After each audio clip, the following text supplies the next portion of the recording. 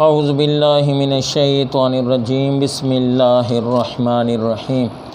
یا ایھا الذین آمنوا انفقوا من طیبات ما کسبتم، اے ایمان والو اللہ کے راستے میں جو تم نے پاکیزہ صاف ستھرا کمایا ہے اس میں سے خرچ کرو، وَمِمَّا أَخْرَجْنَا لَكُم مِّنَ الْأَرْضِ، اور جو ہم نے تمہارے لیے زمین سے نکالا ہے، جو کچھ نکالا ہے اس میں سے بھی خرچ کرو، وَلَا تَيَمَّمُوا الْخَبِيثَ مِنْهُ تُنْفِقُونَ، اور خبیث، نکمی اور 2 نمبر، خراب، بدبودار اور ناقابل استعمال چیزیں اللہ کے راستے میں خرچ نہ کرو، وَلَسْتُمْ بِآخِذِيهِ إِلَّا أَن تُغْمِضُوا فِيهِ، ایسی نکمی چیز تم خود لینا گوارا نہیں کرتے سوائے چشم پوشی کے، جان لو ان اللہ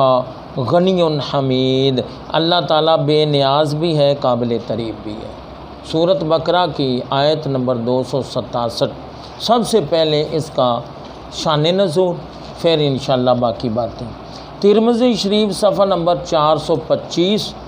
حضرت براء بن عازب رضی اللہ تعالیٰ آپ فرماتے ہیں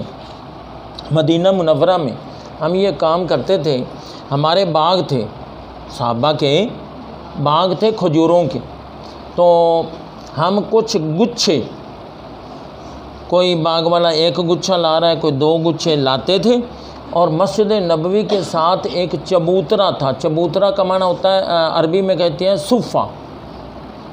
یہ پہلی درس گاہ تھی نبی پاک صلی اللہ علیہ وسلم کے زمانہ اقدس، مسجد نبوی کے بالکل متصل۔ اب تو وہ مسجد نبوی کا حصہ ہے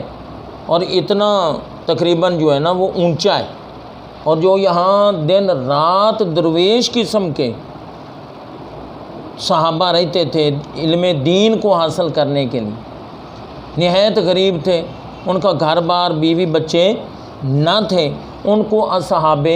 صفہ کہتے ہیں۔ ان کی 70 سے لے کر 100 تک، اور بعض علماء نے 400 تک تعداد لکھی، یہ تعداد گھٹتی بڑھتی رہتی تھی، 70 سے کم نہ تھی۔ تو یہ شروع میں بات ہے کہ وہ 1 گچھا کوئی لا رہا ہے، کوئی 2 گچھے کھجور کے، اس کے ساتھ کھجوریں لگی، وہ یہاں لٹکا دیتے تھے،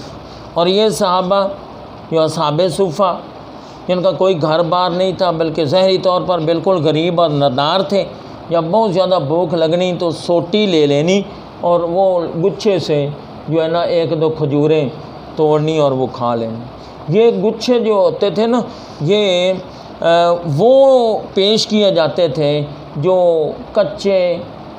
سڑیل، مریل قسم کے دانے کھجوروں کے ان کے ساتھ ہوتے تھے۔ تو اس موقع پر اللہ کریم نے یہ آیت نازل فرمائی کہ اللہ کے راستے میں خرچ کرنا ہے طیب، اس لیے آج ہمارا عنوان ہے طیب، پاکیزہ، ستھرا، ودیع، عمدہ، بہترین، یہ سارے طیب کے معنی۔ اللہ کے راستے میں خرچ کرنا ہے، درویشوں کو دینا ہے، تو کیا کرو؟ طیب، طاہر، پاکیزہ، ستھرا، خوشبودار، عمدہ، اعلیٰ، وہ اللہ کے راستے میں خرچ کرو۔ ایک ہوتا ہے جی فی نفس ہی حلال، یعنی خود بخود حلال، اور ایک ہے کہ چیز تو حلال ہو مگر ناجائز ذرائع سے حاصل کی گئی ہو۔ مثلا بکری حلال ہے، بکری، اور اگر چوری کر لی جائے تو یہ ناجائز ذریعہ ہو گیا۔ پیسہ روپیہ حلال ہے، اور اگر رشوت اور سود کے ذریعے تو یہ ذریعہ حرام ہے۔ اسی طرح یہ حرام قطعی ہے، حرام قطعی۔ حرام قطعی کا مطلب اس کے حرام ہونے میں ذرا برابر بھی شک و شبہ نہیں۔ تو فرمایا حلال اور پاکیزہ، اور خود بھی فی نفس ہی بھی حلال ہو، اور حلال ذرائع سے ہی وہ کمائی گئی ہو، وہ اللہ کے راستے میں خرچ کرو۔ لو سنو جی، بخاری شریف پہلی جلد صفحہ نمبر 199،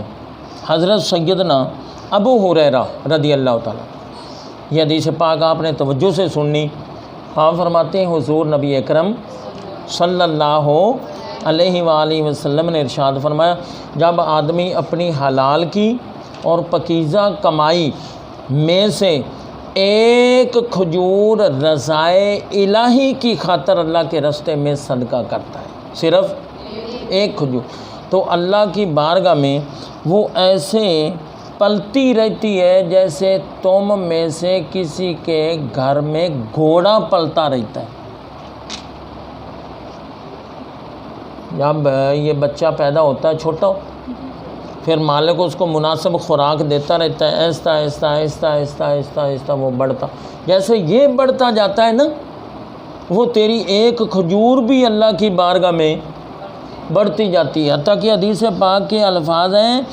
کہ وہ ایک کھجور رب کی بارگاہ میں بڑھتے بڑھتے بڑھتے پہاڑ کے برابر ہو جاتی، پہاڑ کے برابر ہو جاتی، مگر اس کے لیے دو شرطیں ہیں، ایک رضائے الہی ہو ارادہ اور نیت، دوسری حلال اور پاکیزہ ہو۔ یہ حدیث پاک۔ اور اب ایک کتاب ہے جی فقہ کی، رد المختار، بہت معتبر اور مستند کتاب ہے فقہ کی، اور لوگ مفتی ٹائپ علماء اس سے فتوے وغیرہ دیتے ہیں۔ اس کی جلد نمبر 2 اور صفحہ نمبر 26 میں ہے، اگر کسی آدمی نے ناجائز مال لے لیا ہے، کسی سے لوٹ لیا، چوری کر لیا، غصب کر لیا، سود کے ذریعے، رشوت کے ذریعے، اللہ تعالیٰ نے ہدایت دے دی، انقلاب پیدا ہو گیا، اور اب پچھتاتا ہے کہ مجھے یہ مال واپس کرنا چاہیے، جب تک مال واپس نہیں کرے گا توبہ قبول نہیں ہوگی، تو اللہ کے حضور توبہ بھی کرے، وہ مال جو ناجائز ذریعے سے جن سے لیا ہے، جس ذریعے سے بھی ناجائز لیا ہے، چوری، سود، رشوت، ڈاکہ، غصب وغیرہ وغیرہ، وہ ان کو واپس، اور اگر وہ فوت ہو جائے، فوت ہو گیا ہو، تو پھر اس کے وارثوں کو، بیٹا ہے، پوتا ہے، چاچا ہے، ماما ہے، تایا، جو بھی قریبی، ان کو واپس کرے، اور اگر کوئی بھی اس کا وارث نہیں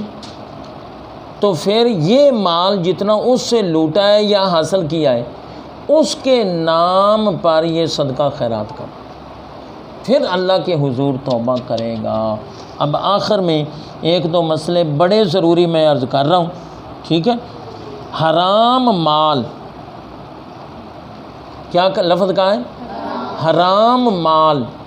میں سے فقیر کو دینا،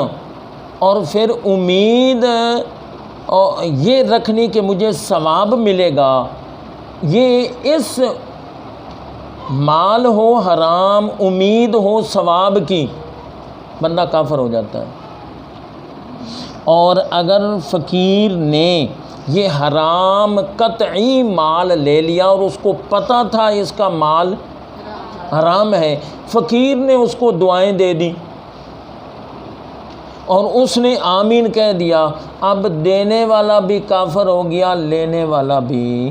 کافر ہو۔ اللہ کی بارگاہ میں ہمیشہ سے انسان کو صاف ستھرا، حلال اور پاکیزہ مال ہی پیش کرنا چاہیے، اور اللہ جب ہمیں، دوسرا آیت کا جو حصہ، یہ آخری بات، اللہ فرماتا ہے جو زمین سے ہم نے تمہارے لیے نکالا اس میں سے خرچ کرو۔ کوئی آج تک یہ بیٹا کہہ سکتا ہے کہ زمین سے پھل، جنس، غلہ، معدنیات، جڑی بوٹیاں وہ خراب نکلتی ہیں، بدبودار نکلتی ہیں، 2 نمبر نکلتی ہیں، غلط اور خبیث نکلتی ہیں؟ اللہ فرماتا ہے ہم تو تمہیں